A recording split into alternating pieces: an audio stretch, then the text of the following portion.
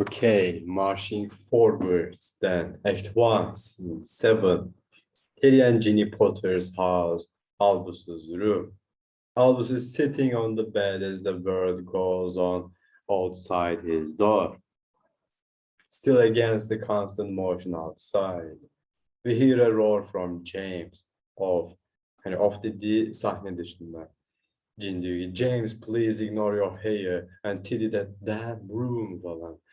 When you fix this damn door yapıyordu. Spider-Man 3'te geldi aklıma. James diyor ki, how can I ignore it? It's pain. I'm going to have to use my invisibility cloak.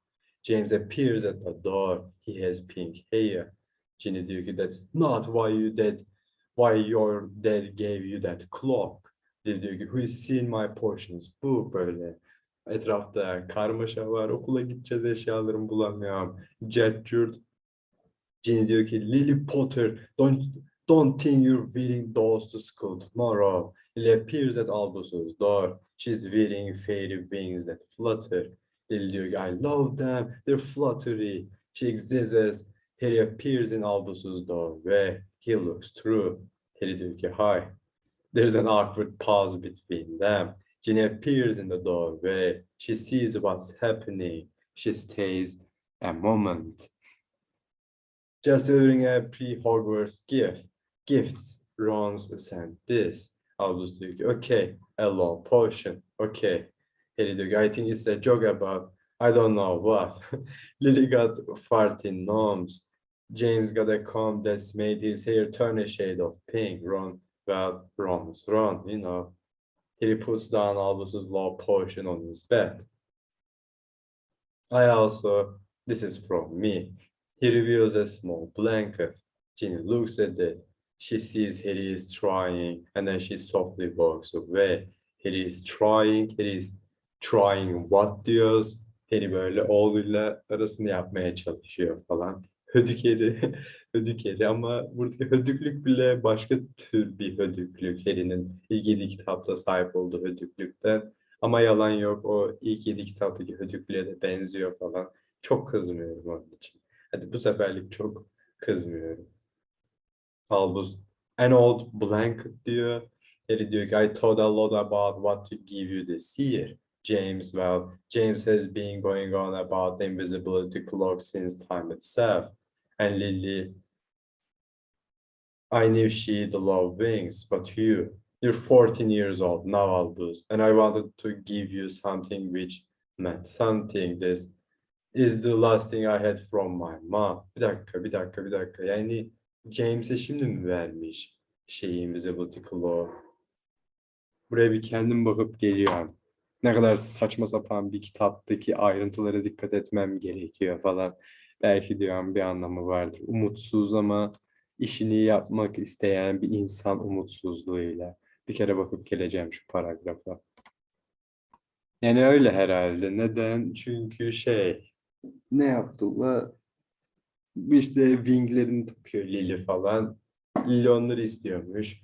James birden invisibility cloak falan dedi. Hani en başlarda hiç invisibility cloak'un lafı geçmediydi yanlış hatırlamıyorsam. Dedi ki James de bu sene almış falan. Albus'a da boktan bir tane yatak örtümsü bir şey gelecek. Bekliyoruz.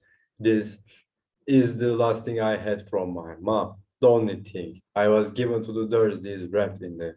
I thought it had gone forever, and then when your great aunt Petunia died, hidden amongst her possessions, surprisingly, Dudley found this and he kindly sent it on to me.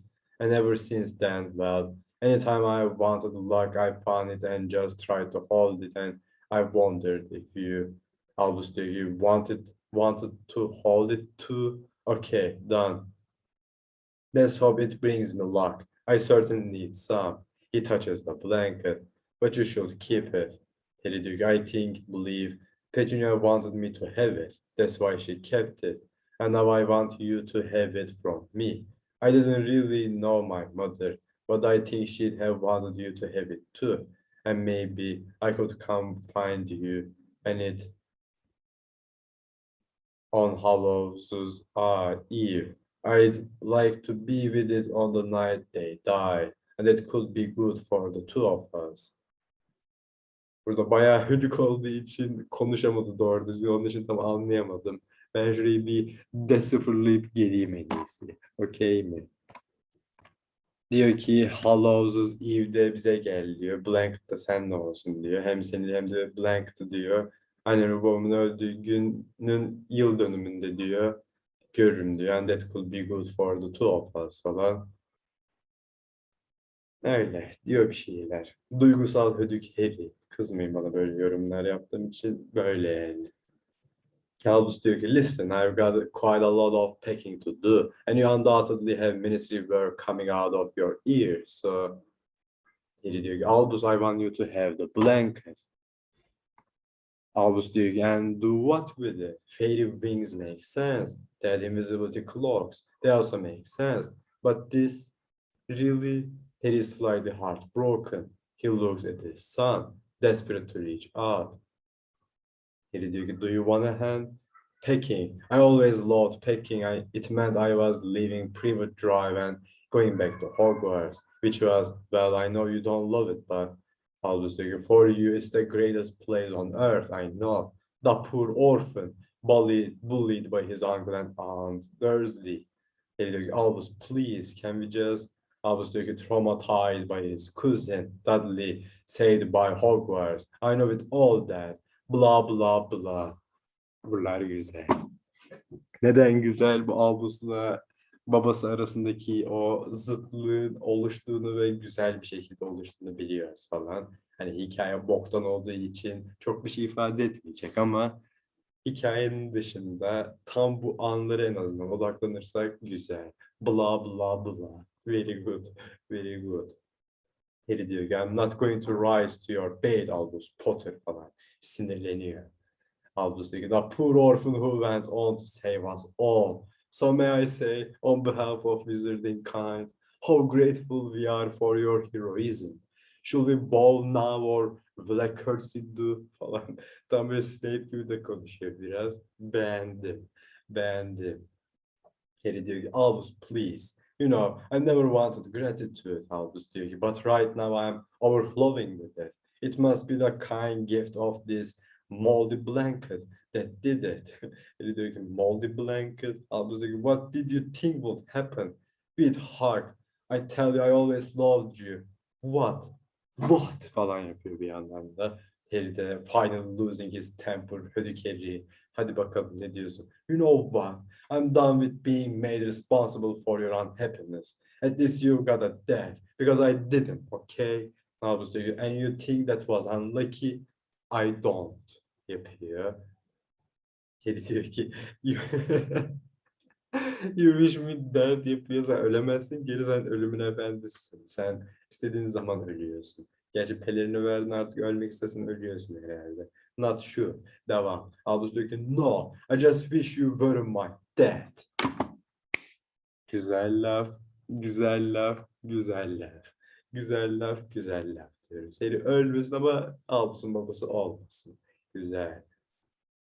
Harry, seeing red diyor ki, well, there are times I wish you weren't my son. Bu da ortada bayağı bir karıştırıyor. Of course, there is a silence. Albus knows. Pause. Harry realizes what he said. No, I didn't mean that. Hödük Harry, ettim bile. Albus diyor ki, yes, you did. Harry diyor ki, Albus, you just know how to get under my skin. Albus diyor ki, you meant it that. And honestly, I don't blame you. There is a horrible pause. You should probably leave me alone now. Harry diyor ki, Albus, please. Albus picks up the blanket and throws it. It collides with Ron's long potion, which spills all over the blanket and the bed, producing a small puff of smoke. Albus diyor ki, no luck or love for me then. Albus runs out of the room. Harry goes after him. Harry diyor ki, Albus, Albus please falan. Sahne geçiyor. Act 1, Scene 8. Dream, hot on the rock. There is a large boom. Then there is a large crash. Dudley Dursley, Aunt Petunia and Uncle Vernon are covering behind a bed.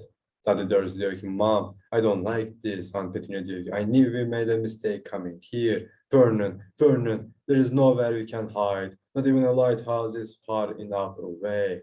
There's another large boom. Uncle Vernon, hold on, whatever it is, it's not coming in here. Aunt Petunia diyor ki, we're cursed, he's cursed us, the boy has cursed us. Sin young Harry, this is all your fault, get back in your hole. Young Harry flinches away as Uncle Vernon hauls out his rifle. Uncle Vernon diyor ki, whoever is there, I should warn you, I'm armed. There is a massive smash, and the door falls off its hinges. Hagrid stands in the middle of the doorway. He looks at them all. Hagrid, couldn't make us a cup of tea, could you? It's not been an easy journey. Daddy Dursley diyor ki, look at him yapıyor. Uncle Vernon diyor ki, stand back. Behind me, Petunia. Behind me, Dudley. I soon see this Scaramanga off. Hagrid, Scarawath yapıyor şöyle. He picks up Uncle Vernon's gun. Haven't seen one of these for a while. He twists the end of the gun and ties it in a knot. Oops a daisy. And then he gets distracted. He is seeing young Harry Potter. Young Harry hello yapıyor. Hagrid diyor ki, last time I saw you, you was only a baby. You look a lot like that, but you got your mom's eyes. Young Harry diyor ki, you knew my parents. Hagrid diyor ki, where's me manners? A very happy birthday to you. Got some for you here. I might have said on it at some point, but it'll taste all right. From inside his coat, he pulls a slightly squashed chocolate cake with Happy Birthday, Harry, written on it in green icing. Young Harry diyor ki, who are you? Hagrid laughing diyor ki, true, I haven't introduced myself. Rebels Hagrid, keeper of keys and grounds at Hogwarts. He looks around himself. Şöyle kendine bakıyor herhalde. What about the tea then, huh? I'd not say no to someone stronger if you got it. Mine. Young Harry diyor ki, Hogwarts. Hagrid diyor ki, Hogwarts. You know all about Hogwarts, of course. Young Harry diyor ki, no, sorry yapıyor. Hagrid, sorry. It's damn as should be sorry. Şu an ilk kitabı okuyoruz, neden bilmiyorum. I knew you weren't getting your letters, but I never thought you wouldn't even know about Hogwarts. For crying out loud. Did you never wonder where your parents learned it all? Young Harry learned what yapıyor. Hagrid turns menacingly towards Uncle Vernon. Hagrid diyor ki, do you mean to tell me that this boy knows nothing about anything falan yapıyor. Uncle Vernon diyor ki, I forbid you tell the boy anything more. Young Harry diyor ki, tell me what? Hagrid looks at Uncle Vernon and then at young Harry. Hagrid diyor ki, Harry, you're a wizard. You changed everything. You're the most famous wizard in the whole world. And then, right from the back of the room, whispering around everyone, words said with an unmistakable voice, the voice of Voldemort. Harry Potter falan. Yapamıyorum. Tam öyle fısıltıları falan yaptırıyorlar bana. Yapamıyorum. Act 1, Scene 9. Harry and Ginny Potter's house. Bedroom diyoruz. Harry wakes suddenly, breathing deeply in the night. He waits a moment, calming himself, and then he feels intense pain in his forehead, in his scar. Around him, dark magic moves.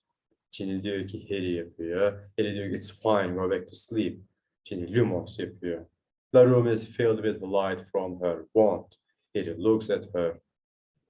A nightmare yapıyor Ginny. Harry yes diyor. Ginny what yapıyor. Harry diyor ki the Dursleys. Well, it started there. Then it became something else.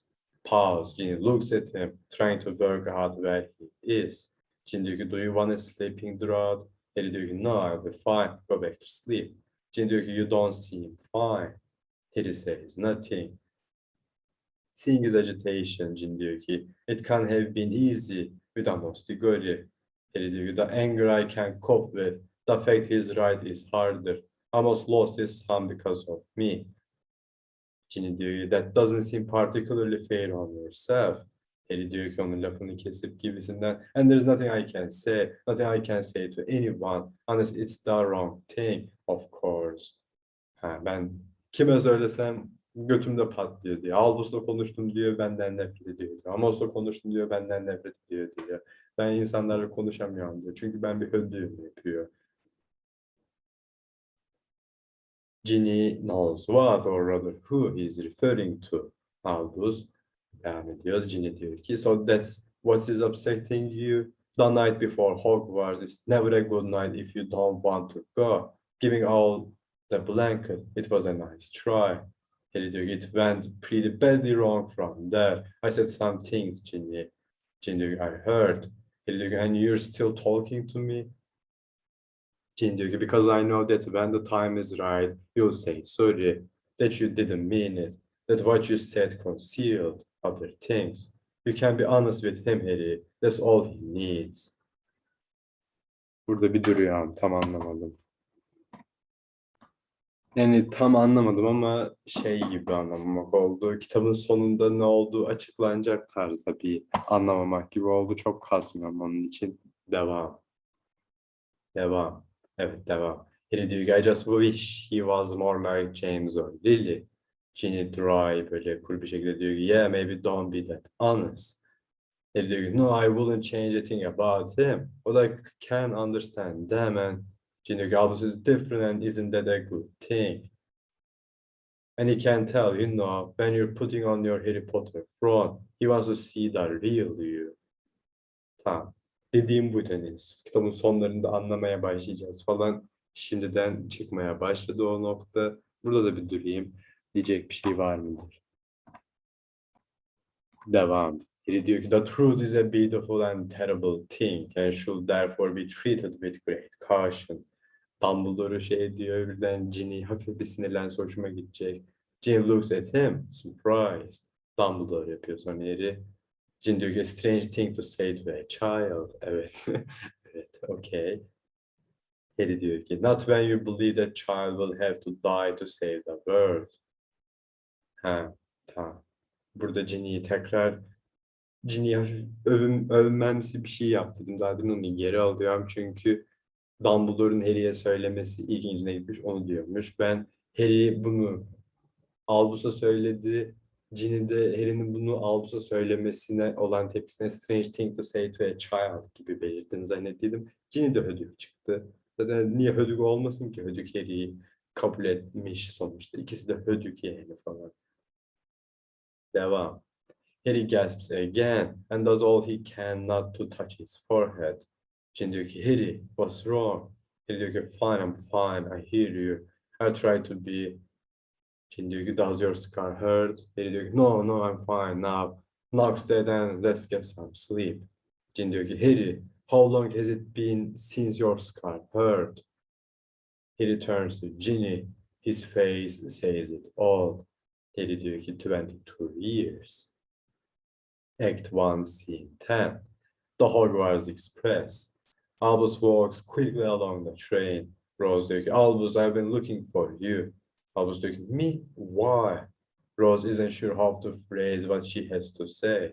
Rose diyor ki, Albus, it's the start of the fourth year, and so the start of a new year for us. I want to be friends again. Albus diyor ki, we never were friends. Rose diyor ki, that's harsh. You were my best friend when I was 6. Albus diyor ki, that was a long time ago. He makes to walk away. She pulls him into an empty compartment. Rose diyor ki, have you heard the rumors? Big ministry raid a few days ago. Your apparently was incredibly brave. Albus diyor ki, how do you always know about these things and I don't? Yapıyor, burada bir duruyorum. Devam. Rose diyor ki, apparently the wizard they raided, Theodore, not I think, had all sorts of artifacts that broke all sorts of laws, including, and this has got them all goofy, an illegal time turner, and quite a superior one at that. Albus looks at Rose, everything falling into place. Albus diyor ki, a time turner? That found a time turner? Rose, shh, yes, I know, great, right? Albus diyor ki, you're sure? Rose diyor ki, entirely. Albus diyor ki, now I have to find Scorpius. He walks down the train. Rose follows, still determined to say her piece. Rose diyor ki, Albus. Albus turns decisively. Albus diyor ki, who has told you that you have to talk to me? Rose, okay, maybe your mom owed my death. But only because she's worried about you. And I just think that he can always leave me alone, Rose. Scorpius is sitting in his usual compartment. Albus enters first. Rose still tailing him. Scorpius diyor ki, Albus, oh hello Rose, what do you smell of? Rose diyor ki, what do I smell of? Scorpius diyor ki, no, I meant it as a nice thing. You smell like a mixture of fresh flowers and fresh bread falan. Tam bir Luna gibi ama bir yandan da bir Luna değil falan. Scorpius'u seviyorum. Rose diyor ki, Albus, I'm here, okay, if you need me. Scorpius diyor ki, I mean nice bread, but bread. What's wrong with bread? Rose walks away, shaking her head. Rose diyor ki, what's wrong with bread? Falan. Kendi kendine sinirleniyor, bana dediği lafa bak falan gibisinden. Albus diyor ki, I've been looking for you everywhere. Scorpius diyor ki, and now you found me.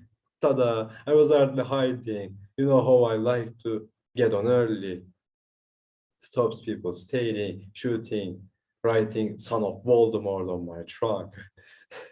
That one never gets old. She really doesn't like me, does she? I was Huxley's friend. With fierceness, they hold for a beat. Scorpius is surprised by this. Okay, hello. Have you hugged before? Do we hug? Scorpius'u seviyorum. The two boys awkwardly dislocate. Albus diyor ki, just a slightly weird 24 hours. Scorpius diyor ki, what's happened in them? Albus diyor ki, I'll explain later. We have to get off this train. There is a sound of whistles from off. The train starts moving. Scorpius diyor ki, too late. The train is moving. Hogwarts ahoy. Albus diyor ki, then we have to get off a moving train. Trolley witch diyor ki, anything from the trolley, dears? Albus opens the window and makes to climb out. Scorpius diyor ki, a moving magical train. Trolley witch diyor ki, pumpkin pasty, coloring cake. Scorpius diyor ki, Albus severiz. Potter, get that strange look out of your eye. Albus diyor ki, first question. What do you know about the Triwizard tournament?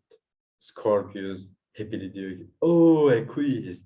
3 schools pick 3 champions to compete in 3 tasks for 1 cup. What's that got to do with anything? Albus diyor ki, you really are an enormous geek, you know that? Scorpius, yahoo falan yapıyor böyle. Albus diyor ki, second question. Why has the Triwizard tournament not been running over 20 years? Scorpius diyor ki, the last competition included your dad and a boy called Cedric Diggory. They decided to win together, but the cup was a port key, and they were transported to Voldemort. Cedric was killed. They canceled the competition immediately after. Albus diyor ki, good. Third question. Did Cedric need to be killed? Easy question. Easy answer. No. The words Voldemort said were, kill the Spare. The Spare. He died only because he was with my father and my father couldn't save him. We can. A mistake has been made and we're going to right it. We're going to use a time turner. You're going to bring him back. Scorpius diyor ki, Albus, for obvious reasons, I'm not a massive fan of time turners. Albus diyor ki, when Amos Diggory asked for the time turner, my father denied they even existed. He lied to an old man who just wanted his son back, who just loved his son, and he did it because he didn't care, because he doesn't care. Everyone talks about all the brave things they did, but he made some mistakes too, some big mistakes, in fact. I want to set one of those mistakes right. I want us to save Cedric. Scorpius diyor ki, okay, whatever was holding your brain together seems to have snapped. Kafayı yemişsin sen diyor. Albus diyor ki, I'm going to do this, Scorpius. I need to do this. And you know as well as I do, I'll entirely mess it up if you don't come with me. Come on. He grins and then disappears ever up. Scorpius hesitates for a moment. He makes a face and then hoists himself up and disappears after Albus. Okay diyoruz. Act 1, Scene 11. Roof of the Hogwarts Express. İyi, macera başladı ne kadar boktan olsa bile. The wind whistles from all angles and it's a fierce wind at that. Scorpius diyor ki, okay, now we're on the roof of a train. It's fast. It's scary. This has been great. I feel like I've learned a lot about me, something about you, but Albus diyor ki, as I calculated, we should be approaching the viaduct soon, and then it'll be a short hike to Saint diyeceğim. Oswald's home for all witches and wizards. Scorpius diyor ki, the what? The where? Look, I'm as excited as you are to be a rebel for the first time in my life. Yay, train roof fun, but now, oh, Scorpius sees something he doesn't want to see. Aldous diyor ki, the water will be an extremely useful backup if our cushioning charm doesn't work. Scorpius diyor ki, Albus, the trolley witch. Albus diyor ki, you want a snack for the journey? Scorpius diyor ki, no, Albus, the trolley witch is coming towards us. Albus diyor ki, no, she can't be, we're on top of the train. Scorpius points Albus in the right direction, and now we can see the trolley witch. He approaches nonchalantly, pushing her trolley. Trolley witch diyor ki, anything from the trolley, deers, pumpkin pasty, chocolate frog, cauldron cake. Albus diyor ki, oh. Trolley witch diyor ki, people don't know much about me. They buy my cauldron cakes, but they never really notice me. I don't remember the last time someone asked my name. Aklıma nedense şey geldi. Kutup Ekspresi'ndeki bir adam vardı. Adam böyle şeydi. Birkaç adam kılığına girebiliyordu falan. O geldi. O film de çok iyi değil mi lan? Onu bir ara bir daha izleyeceğim ben. Albus diyor ki, what is your name? Trolley diyor ki, I've forgotten. All I can tell you is that when the Hogwarts Express first came to be, hotel line gamblers have offered me this job. Scorpius diyor ki, that's 190 years. You've been doing this job for 190 years. Trolley diyor ki, these hands have made over 6 million pumpkin pasties. I got quite good at them. But what people haven't noticed about my pumpkin pasties is how easily they transform into something else. She picks up a pumpkin pasty. She throws it like a grenade. It explodes. And you won't believe what I can do with my chocolate frogs. Never, never have I let anyone off this train before they reached their destination. Some have tried. Sirius Black and his cronies, Fred and George Weasley, all have failed because this train, it doesn't like people getting off it. The trolley witch's hands transfigure into very sharp spikes. She smiles. So please retake your seats for the remainder of the journey. Albus diyor, you are right, Scorpius. This train is magical.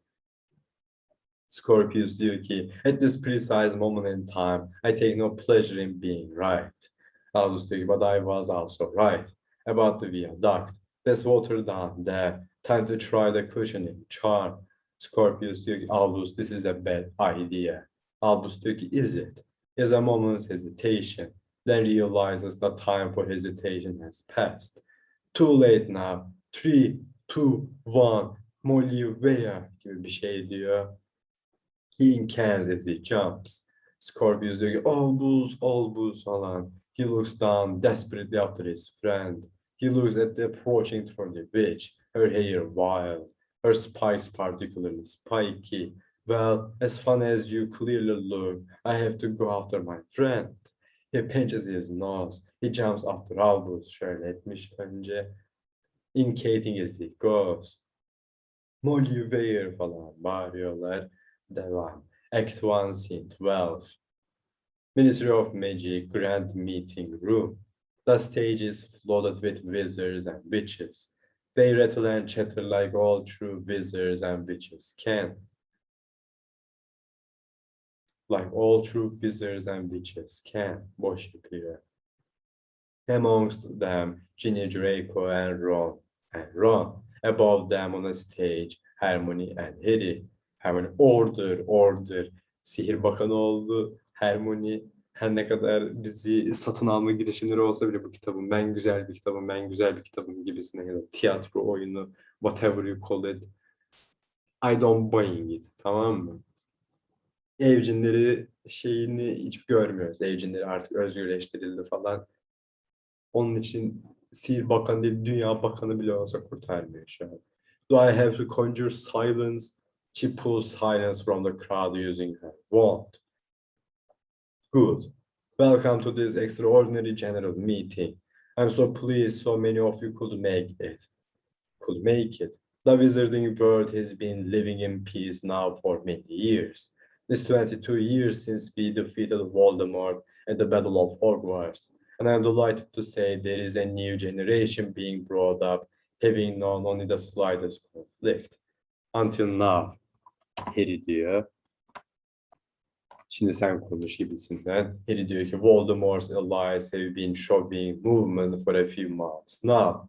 You follow trolls making their way across Europe. Giants starting to cross the seas, and the werewolves, well, I'm distressed to say we lost sight of them some weeks ago. We don't know where they're going or who's encouraged them to move, but we're aware they are moving, and we're concerned what it might mean. So we're asking if anyone has seen anything, felt anything. If you could raise a wand, you will hear everyone speak. Professor McGonagall, thank you. Professor McGonagall diyor ki, it did look like the potion stores had been interfered with when we returned from summer break, but not a huge amount of ingredients were missing. Some boomslang skin and lacy wing flies. Nothing on the restricted register. We put it down to peace. Hermione diyor ki, thank you professor. We shall investigate.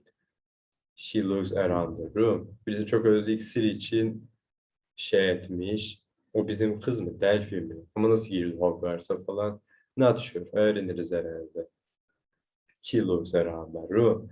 Nobody else? Fine. And gravest of all, and this hasn't been the case since Voldemort. Harry's cut is hurting again. Draco diyor ki Voldemort is dead. Voldemort is gone. Voldemort kimse you know who demiyor artık. İyi onu çözmüşler herhalde. Hermione diyor ki yes Draco, Voldemort is dead. But these things all lead us to think that there is a possibility that Voldemort or some trace of Voldemort might be back. Some trace derken bunu hortulukları kastediyorlar herhalde. This gets a reaction. Harry diyor ki now this is difficult but we have to ask it to rule it out. Those of you with a dark mark, have you felt anything, even a twinge? Draco diyor ki back to being prejudiced against those with a dark mark. Harvey Potter falan klasik Draco'luğunu yapıyor. Hermione diyor ki no Draco, it is simply trying to. Draco diyor you know what this is about? He just wants his face back in the newspapers again. You had rumors of Voldemort coming back from the Daily Prophet once a year every year. Harry diyor ki none of those rumors came from me. Ya bağırıyor. Draco diyor ki really? Doesn't your wife edit the Daily Prophet? Ginny diyor ki yok daha demiyor. Ginny steps towards him outraged. Ginny diyor ki the sports pages. Hermione diyor ki Draco. Harry brought this matter to the attention of the ministry and I as minister for magic. Bir dakika minister for magic diyor kendine. Demek ki şey diyor. Büyü için bakanlık. As minister for magic. As minister of magic. Minister of magic demiyor muyduk oğlum biz? Minister for magic ne zamandır biz minister for magic diyoruz? As minister of magic. Büyünün bakanı. Büyü için bakanlık. Büyü için bakanlığa çevirmiş bunu. Hani ben güç için değil, gücün iyi bir şekilde yönlendirilmesi için bakanım gibisinden bir anlama getirmek için mi değiştirmiş bunu? Minister of Magic. Bence öyle. Yani Minister of Magic deyince direkt ben büyünün efendisiyim gibi bir anlam çıkıyor ama Minister for Magic olunca büyü için bakanım gibi oluyor. Hani ben o büyünün kontrolünü şey diyor falan. Harmonivari değişimler diyoruz. Okey. Evcimlere ne oldu? En ufak bir haber yok. Devam. Jacob diyor ki about you only won because you are his friend. Ron is held back by Ginny as he charges at Draco. Ron diyor ki do you wanna smack in the mouth? Draco diyor ki face it. His celebrity impacts upon you all. And how better to get everyone whispering the Potter name again than with he does an impression of Harry. My scar is hurting. My scar is hurting. And do you know what this all means? That the gossip mongers once again have an opportunity to defame my son with this ridiculous remorse about his parentage. Burada bir duruyorum. Şu paragrafa bir bakıp geliyorum. Devam. Harry diyor ki Draco, no one is saying this has anything to do with Scorpius. Jacob diyor ki well, I for one think this meeting a sham and I'm leaving. He walks out. Others start to disperse after him. Hermione diyor ki no, that's not the way. Come back. We need a strategy falan. Ama Draco yapacağını yaptı. Diyoruz. Devam. Act 1, Scene 13. St. Oswald's home for all witches and wizards. This is chaos. This is magic. This is St. Oswald's home for old witches and wizards. And it is as wonderful as you might hope. Walker frames are conjured into life. Knitting wool is enchanted into chaos. And male nurses are made to dance tango. These are people relieved of the burden of having to do magic for a reason. Instead, these witches and wizards do magic for fun. And what fun they have. Albus and Scorpius enter, looking around themselves, amused, and let's face it, slightly scared. Albus and Scorpius diyor ki, excuse me falan. Scorpius diyor ki, okay, so this place is wild. Albus diyor ki, you're looking for a mostly goody. There is suddenly total silence. Everything is instantly still and slightly depressed. Fool woman diyor ki, and what you boys want with that miserable old sod? Delphi appears with a smile. Delphi diyor ki, Albus, you came. How wonderful. Can I say hello to Amos? Diyoruz, bölüm bitti. Why? Act 1, Scene 14. St. Oswald's home for all witches and wizards, Amos's room. Amos looks at Scorpius and Albus, irritated. Delphi watches the three of them. Amos thinks, so let me get this straight. You overhear a conversation which was not meant for you to overhear, and you decide without prompting, in fact, without leave, to interfere and interfere hard in someone else's business. Albus diyor ki, my father lied to you. I know he did. They do have a time turner. Amos diyor ki, of course they do. You can move along now. Amos diyor ki, what? No, we're here to help. Amos diyor ki, help?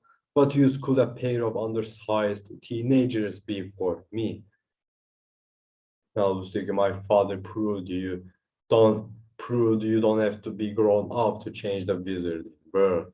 Amos diyor ki, so I should allow you to get involved because you're a Potter, relying on your famous name, are you?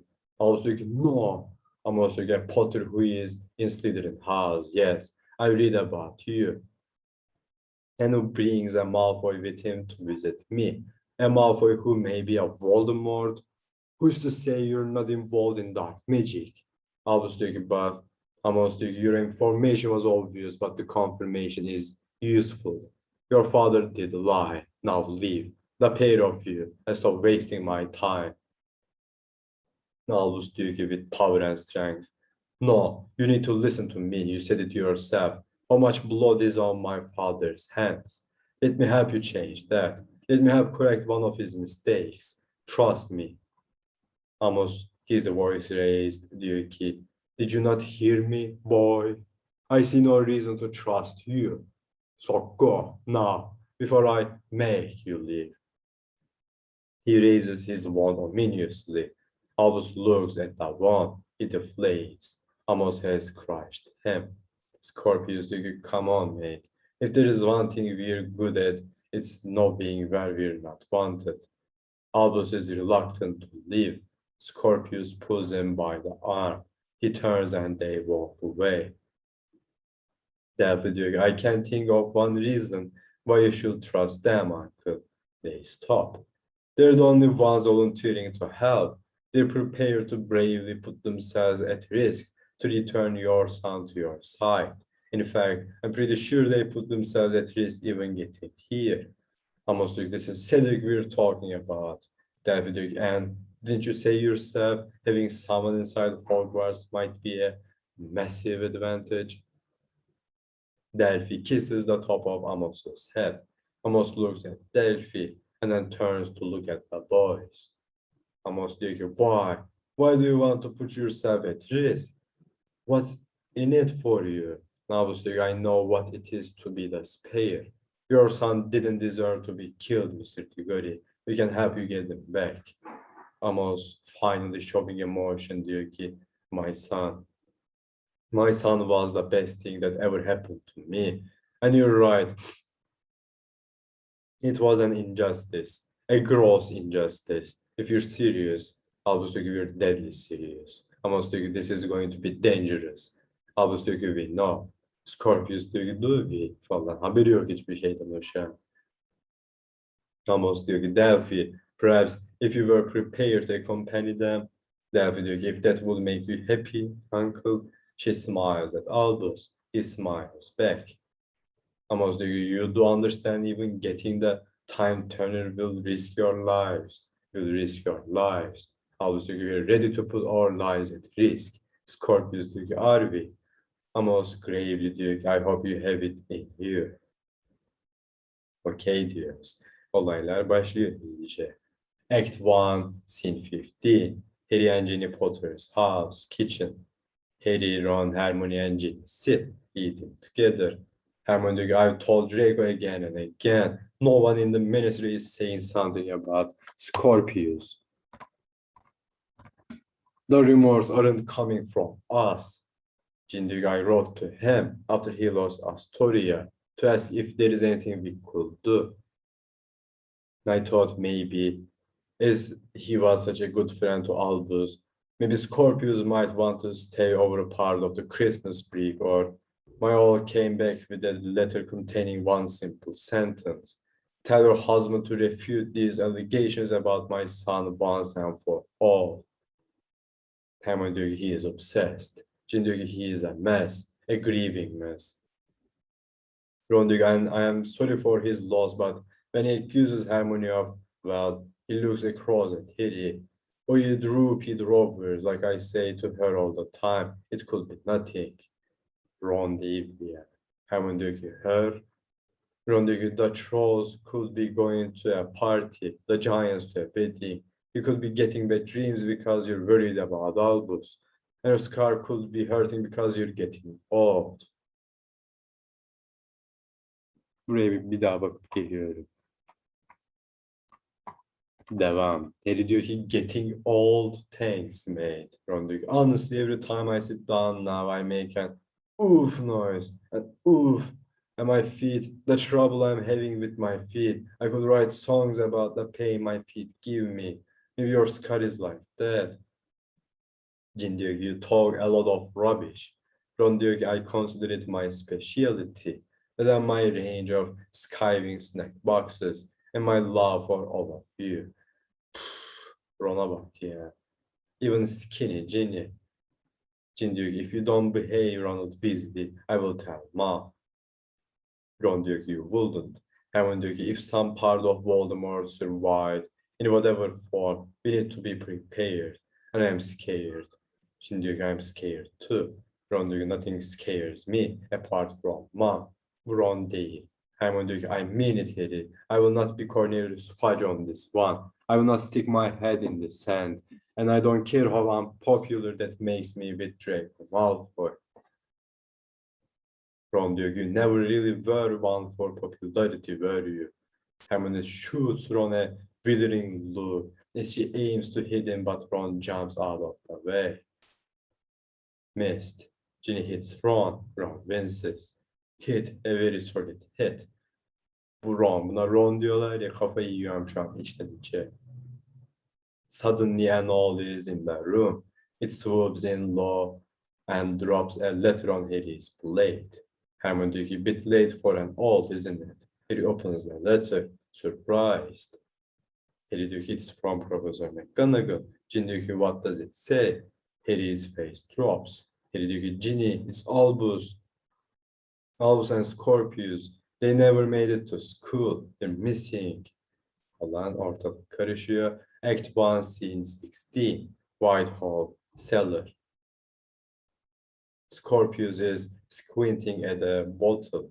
Scorpius diyor ki, so we just take it. Albus diyor ki, Scorpius, do I really need to explain to you? Uber geek and potions expert, but Polyjuice does.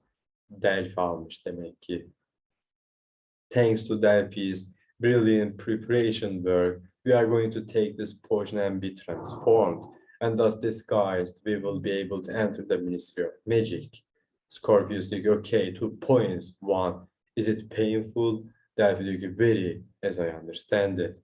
Scorpius diyor ki, thank you. Good to know. 2nd point, do either of you know what polyjuice tastes of? Because I've heard it tastes of fish, and if it does, I will just vomit it back up. Fish doesn't agree with me. Never has, never will. Delphi diyor ki, consider us warned. She knocks back the potion. It doesn't taste fish. Taste of fish. Önce içmiş. She begins to transform. It's agonizing. Actually, it tastes quite pleasant. It's painful, but she burps loudly. Take it back. There is a slide. She burps again. Geğiriyor. She turns into Hermione. Slide. Overpowering. Fishy residue. Albus diyor ki, okay, that's wow yapıyor şöyle. Scorpius diyor ki, double wow. Double wow yapıyor. Delphi Hermione diyor ki, this really doesn't feel how I even sound like her. Triple wow falan. Albus diyor ki, write me next. Scorpius diyor ki, no, no way Joseph. If you're doing this, you're doing it. He pulls on a pair of familiar looking glasses with a smile. Together. Albus diyor ki, 3, 2, 1. They swallow. No, that's good. He's racked with pain. That's less good. They both start to transform and it's agonizing. Albus turns into Ron, Scorpius into Harry. The two look at each other. There is a silence. Albus Ron diyor ki, this is going to be slightly weird, isn't it? Scorpius Harry diyor ki, full of drama. He's really enjoying this. Daha bir şey dememiş. Şimdi diyor, go to your room. Go straight to your room. You've been an incredibly awful and bad son. Albus Ron with a loud diyor ki, Scorpius. Scorpius Harry tossing his cloak over his shoulder diyor ki, it was your idea. I be him and you be Ron. I just want to have a little fun before I... And then he burps loudly. Geğiriyor yine. Okay, so that's utterly horrible. Albus Ron diyor ki, you know, he hides it well, but Uncle Ron's got a bit of a gut growing. Karnı varmış onu diyor. Delphi Hermione diyor ki, we should go, don't you think? They emerge onto the street. They enter a telephone box. They dial 62442. Telephone box diyor ki, welcome Harry Potter, welcome Hermione Granger, welcome Ron Weasley. They smile as the telephone box disappears into the floor. Okay diyoruz. Act 1, Scene 17. Ministry of Magic meeting room. Harry, Hermione, Ginny and Draco pace around a small room. Draco diyor ki, have we searched truly beside the tracks? Harry diyor ki, my department has searched once and are searching again. Draco diyor ki, and the trolley witch is not able to tell us anything useful. Hermione diyor ki, the trolley witch is furious. She keeps talking about letting down hotel line gamble. She prides herself on her Hogwarts delivery record. Burada şöyle bir nokta var ama Sirius Blake'in ve kronilerinin ve Fred ile George'un bile yapamadığı bir şey yapmış oldular. Albus'la Scorpius diyoruz. Bunlar da mischief tayfa falan. Belki diyoruz Marauders Map bunlara geçer falan. Bak bu olur. Ne olur? Marauders Map şeye geçer. Albus'a geçer. İlerleyen kitaplarda falan bu boktan hikayenin içinde yine güzel şeyler görmeye çalışıyorum ve bir iki tane de görüyoruz anlaşılan. Olsun yine de hikaye boktan. Buradan düşünüp kendimi iyi hissetmeyeceğim. Albus'ta Marauders Map'ini aldı diye. Devam. Şimdi diyor ki have there been any instances of magic reported by the muggles? Hermione diyor ki none so far. I have made a muggle prime minister aware and he is feeling what is known as a whisper. Sounds like a spell. It isn't. And he is feeling what is known as a whisper. Whisper ne demek lan? Whisper. Yani tam çevirmedi. Sounds like a spell. It isn't. Devam. Draco diyor ki so now we're relying on muggles to find our children. Have we told them about Harry's car too? Hermione diyor ki we're merely asking the muggles to help. And who knows how Harry's car might be involved, but it's certainly a matter we're taking seriously. Our orders are currently investigating anyone involved in dark magic and Draco diyor ki this is not Death Eater related. Hermione diyor ki I'm not sure I share your confidence. Draco diyor ki I'm not confident I'm right. The sort of cretins pursuing dark magic. No, my son is a Malfoy. They wouldn't dare.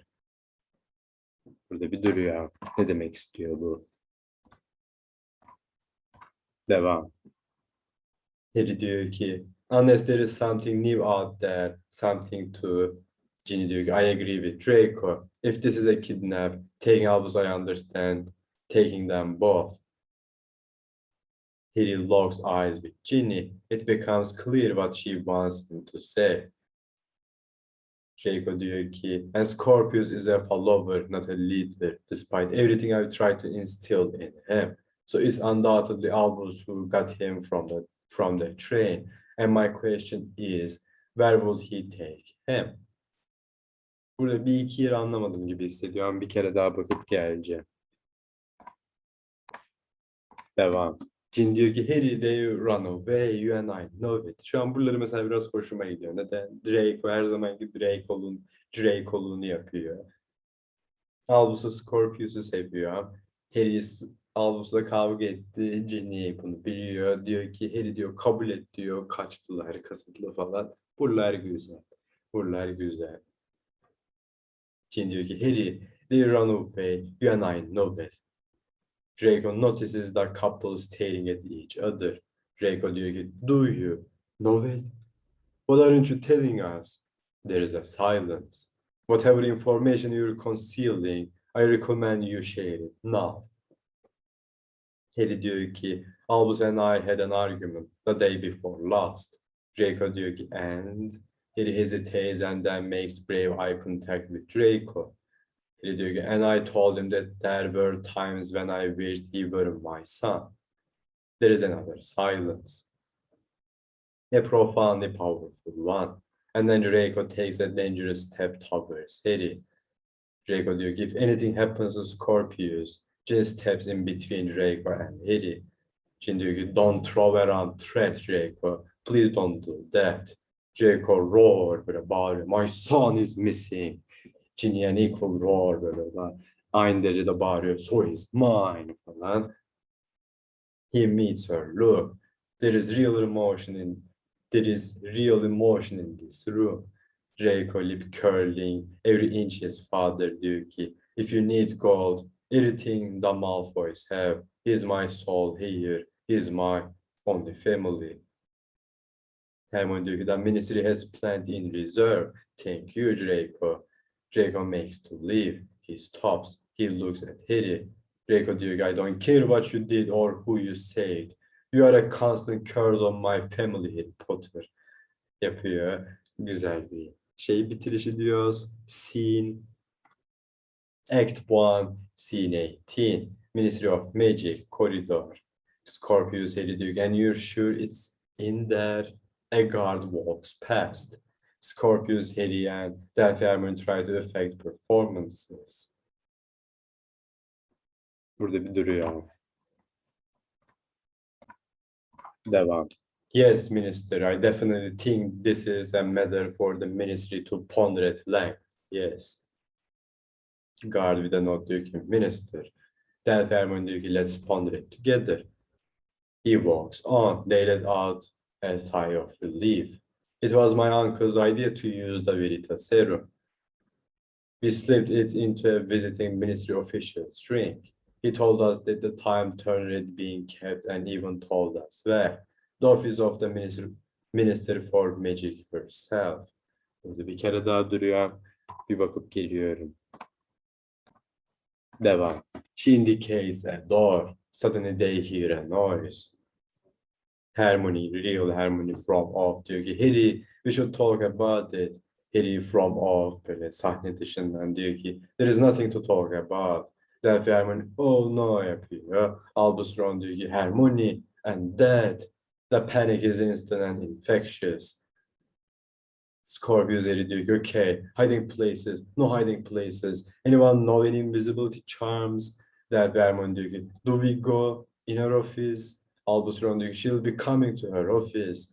Delphi Harmony diyor ki there is nowhere else. She tries that door. She tries it again. Harmony from off. Sahne dışından diyor ki if you don't talk to me or Ginny about it. Scorpius Harry diyor ki stand back. Allahumora. Hemen bir camı kapatıp geliyorum. Devam. He aims his wand at the door. The door swings open. He grins, delighted. Albus, block her. It has to be you. Harry böyle dışarılardan diyor. What is there to say from off? What is there to say? Albus Ron diyor ki me. Why? Jesus kafam karıştı kim kime ne diyor falan ama çok önemli değil devam ediyor onun için. Delphi Harmony diyor ki well it can't be either of us, can it? We are them. Harmony from off diyor ki what you said was obviously wrong but there are more factors at play here than Albus Ron diyor ki but I can't. There is a small kerfuffle and then Albus Ron ends up standing outside the door as Harmony and Harry enter from off. Harry diyor ki Harmony, I'm grateful for your concern but there is no need. Harmony diyor ki Ron yapıyor şöyle. Albus Ron diyor ki surprise yapıyor. Harmony diyor ki what are you doing here? Albus Ron diyor ki does a man need an excuse to see his wife? He kisses Harmony firmly. Harry I should go yapıyor. Hemen diyor ki Harry my point is whatever Draco says the things you said to Albus I don't think it'll do any of us any good for you to dwell on it. Albus Ron diyor oh you're talking about how Harry said sometimes he wished he corrects himself Albus söyledi son. Hemen diyor ki Ron yapıyor şöyle. Albus Ron diyor ki better out than in that's what I say. Hemen diyor ki he'll know. We all say stuff we don't mean. He knows that. Albus Ron diyor ki but what if sometimes we say stuff we do mean? What then? Hemen diyor ki Ron. Now's not the time honestly. Albus Ron diyor ki of course it isn't. Bye bye darling. Albus Ron watches her go. Hopefully she'll walk past her office and away. But of course she doesn't. He runs to block her before she enters through her door. He blocks her once and then blocks her again, swinging his hips to do so. Herman diyor ki, why are you blocking the entrance to my office? Albus Ron diyor ki, I'm not blocking anything. She again makes for the door. He blocks her again. Herman diyor ki, you are. Let me into my room, Ron. Albus Ron diyor ki, let's have another baby. Herman tries to dodge past him. Herman diyor ki, what? Albus Ron diyor ki, what if not another baby? A holiday. I want a baby or a holiday and I'm going to insist on it. Shall we talk about it later, honey? She tries to get into the room one final time. He blocks her with a kiss. It develops into quite a struggle. Maybe the drink in the liquor cauldron, love you. Harmony relenting. If there's another sting pellet in there, then Merlin won't help you. Fine. We're due to update the muggles anyway. She exists. He exists with her. Albus Ron turns towards the door. She re-enters, this time alone. A baby or a holiday. Some days you are off the scale, you know that. Albus Ron is why you married me, isn't it? My packaged sense of fun. She exits again. He starts to open the door, but again she re-enters. He slams it closed. Hermione, I can't taste fish. I told you to stay away from those fish finger sandwiches. Albus Ron diyor ki, right you are. She exits. He checks she's gone and the relief flows out of him as he opens the door. Jesus. O bayağı zordu lan. Albus Ron, Hermione, Real, Harry, Gertrude falan koptu yani bir yerlerde. Ama önemi yok hikayenin. Onun için belki videoyu YouTube'a yüklemeden önce bir kendim bakarım diyor. Diyecek, denmesi gereken bir şey olduğunu düşünürsen derim. Ama olmazsa da sorun değil falan. Kötü kitap, yapacak bir şey yok yani. Kötü. Gerçekten kötü yani. Öyle. Okey. Diyecek bir şey var mıdır? Ben bir düşüneyim. Yoksa da bitireyim. Nope. Hadi görüşürüz.